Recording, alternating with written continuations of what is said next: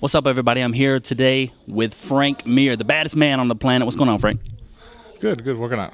Yeah, you know what? You've done so much in the sport of mixed martial arts. I was just reminded recently that your background came from karate and wrestling. I mean, of course I always put together the jiu-jitsu side of you, right. But I was just reminded that karate and stand-up was your upbringing since you were how old?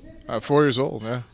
Yeah. Oh, and it's just that let's see, I didn't stand up. It was my dad's style of Kimpo, who I trained under, was more like above the waist kickboxing, American style rules with no leg kicks. So the boxing and kicks were there, and it was funny. I did that all the way till I was 18 years old, real religiously.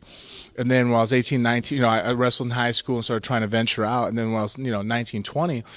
Muay Thai was the only way to go. Well, Muay Thai was kind of, has a lot of good things to offer, but some of the stances, stuff like that, were drastically different than what I was doing.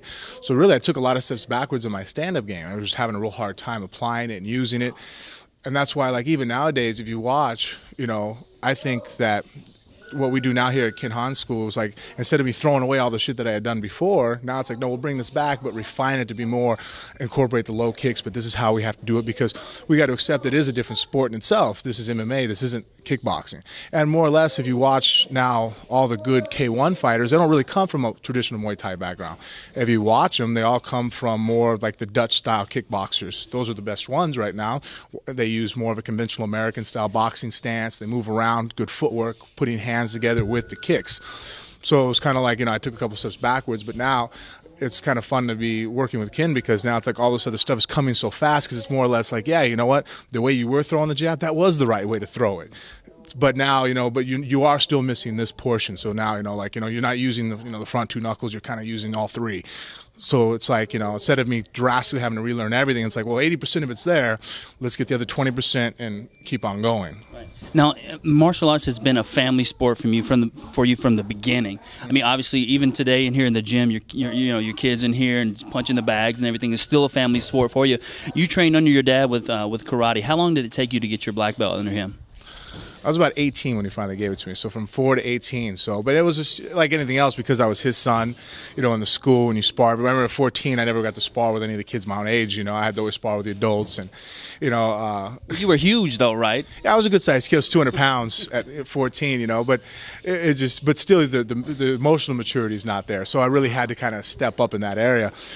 And of course, you want your kid, another kid throws a, jab, side kick, roundhouse. Oh, okay, a jab, cross hook. You're like, yeah, that's fine. Your kid does it, and you're like, no, this, no, I understand now because now that I have children, I'll see everybody else doing something. They're like, well, you allowed that, you gave a private, you allowed that kid to do that. I'm like, yeah, but that ain't my kid. That's my kid.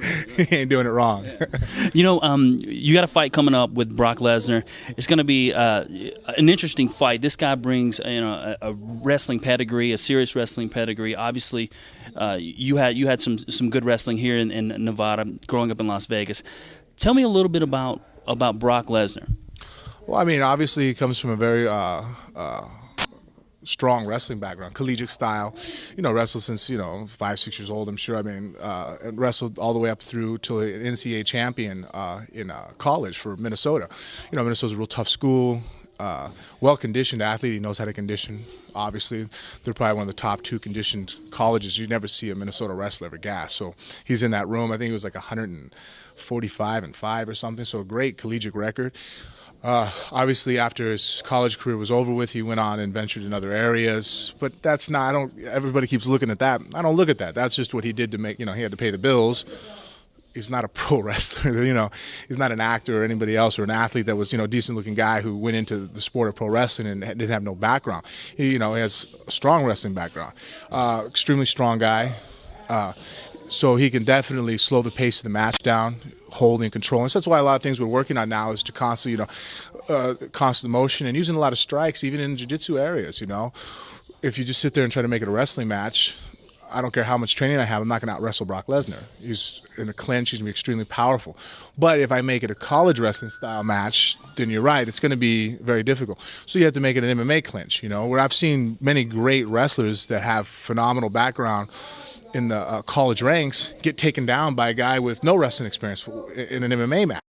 Well, why? Because, well, there's strikes now. There's submissions, there's elbows, there's knees, there's all kinds of other factors that make it a whole different kind of grappling. That's why MMA is a completely different animal than a straight jiu-jitsu match. I mean, I've seen world champion black belts in jiu-jitsu get smashed within their guard by a guy who doesn't know anything. Well, if this was a jiu-jitsu match, he'd have been strangled unconscious in 30 seconds.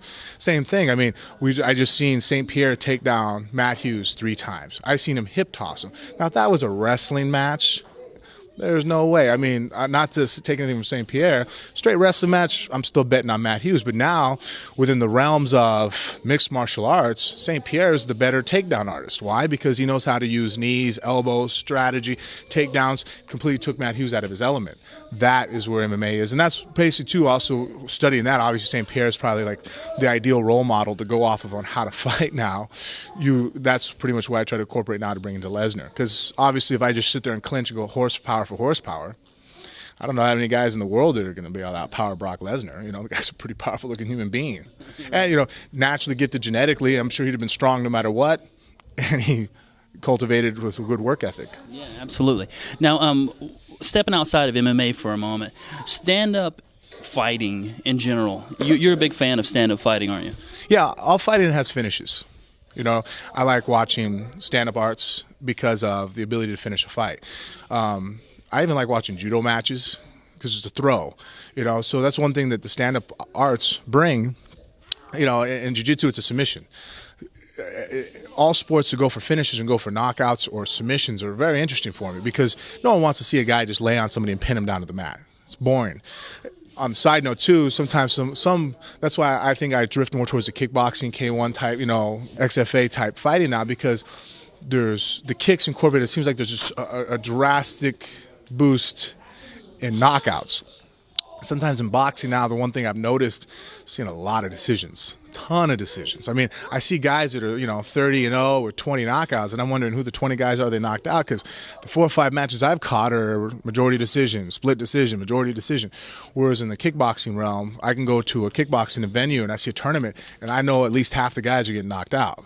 It's interesting to me. Now it's like, okay, this guy's winning. He's moving around and he's controlling the match, and all of a sudden drops his right hand just a little bit. The left kick came up, caught him in the neck, and now the fight's over with, wow, drastic turnaround. There's that element of danger at all times, and that's what makes martial arts, you know, that's one thing I like is it's a dangerous game, and that's the part that's interesting. I don't want to see a game where there's no, you know, I'm watching a match and the guy's up by so many points and you know there's no way the guy can come back, and it's like, okay, there's 3 minutes left and this guy's just going to run around.